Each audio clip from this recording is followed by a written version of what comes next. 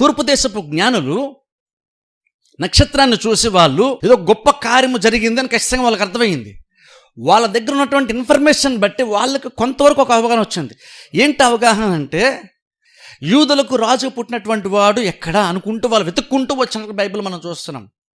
ఇప్పుడు అసలు ఆలోచించాల్సిన విషయం ఏంటంటే, ఇంతకీ అసలు మిగిలినటువంటి ప్రపంచానికి అసలు విషయం ఎలా తెలిసింది?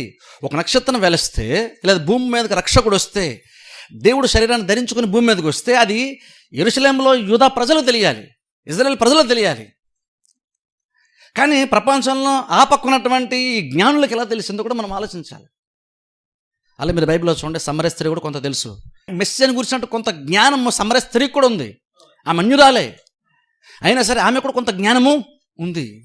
అంటే బేసిక్గా మనకు అర్థమవుతున్న విషయం ఏంటంటే, రక్షకుడు అయినటువంటి ఒక ఆయన వస్తాడని తెలిసింది కేవలం యూదులకు మాత్రమే కాదు, మిగిలినటువంటి ప్రపంచానికి కూడా కొంతవరకు అవగాహన అది ఉంది. ఆ ఉన్నటువంటి ఇన్ఫర్మేషన్ బేస్ చేసుకుని వాళ్ళు రావడం బైబిల్ మనం చూస్తున్నాం. అంటే అర్థం ఏంటంటే, ఆల్మోస్ట్ వాళ్ళు ప్రపంచానికి చాలా వరకు కొంచెం లోతుగా దేవుని గురించి ఆలోచించేటువంటి వాళ్ళకి దేవుడు మనుషులుగా భూమి మీదకి వస్తారనేటువంటి అవగాహన, ఎంతో కొంత బేసిక్ ఇన్ఫర్మేషన్ అంటే ప్రతి మనిషికి ఉంది. అది కొంత చాలామంది తెలుసు కాబట్టి అది వస్తుంటారు, ఎదురు చూపుతూ కూడా చాలామంది ఉన్నారు. ఇప్పుడు చూడండి, అది చాలా ఇంపార్టెంట్. అందుకని చూడండి, జ్ఞానులు ఆ కార్యం జరిగినప్పుడు వాళ్ళు దాన్ని మిస్ అవ్వలేదు, అది ఇంపార్టెంట్. అలా మిస్ అవ్వడం అన్నది ఏం చెప్తుందంటే, ఎంతో కొంత వాళ్ళకి అర్థమైంది. ఆ టైం రాగానే అది జరుగుతూ ఉంటుండగా వాళ్ళకి విషయం అర్థమైంది. ఎవరికి అర్థమవుతుంది తెలుసా? అలాగా ఎవరైతే ఎదురు చూస్తూ ఉంటారో వాళ్ళకి మాత్రమే అది అర్థమవుతుంది. కొన్నిసార్లు ప్రాబ్లం ఏంటంటే, నీకు తెలియకుండా ఒక పెద్ద కార్యం దేవుడు జరిగిస్తుండొచ్చు, కానీ నువ్వు దాని కోసం ఎదురు చూడనప్పుడు నీ పక్కన జరుగుతుంటుంది లేదా నీ కళ్ళెదురు జరుగుతుంటుంది, కానీ నీకు అది అర్థం కూడా కాదు.